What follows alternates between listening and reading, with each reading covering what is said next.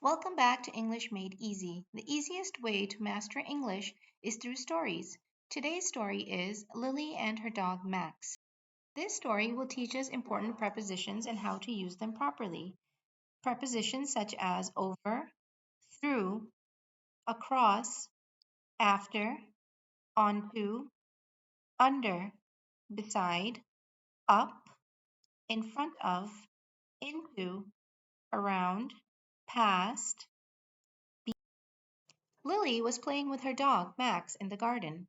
The sun was shining brightly over their heads, and a gentle breeze was blowing through the trees. Max, a fluffy golden retriever, ran across the yard, chasing his favorite ball. Lily laughed as she ran after him, her shoes kicking up small clouds of dust from the path. Max leaped onto the grass, then rolled under the big oak tree. Lily sat beside him, petting him gently.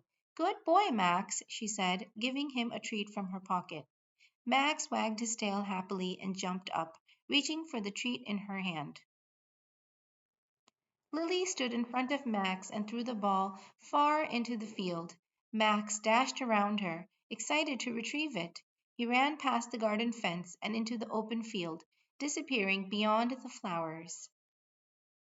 Lily followed him, calling, Wait for me. She ran through the flowers and across the little stream, her feet splashing in the cool water.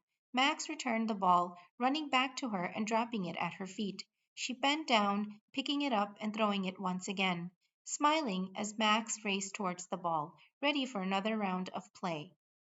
Okay, so this story teaches you prepositions that you must use properly in order to speak English like a native speaker. Thank you so much. Like and subscribe for more. Bye.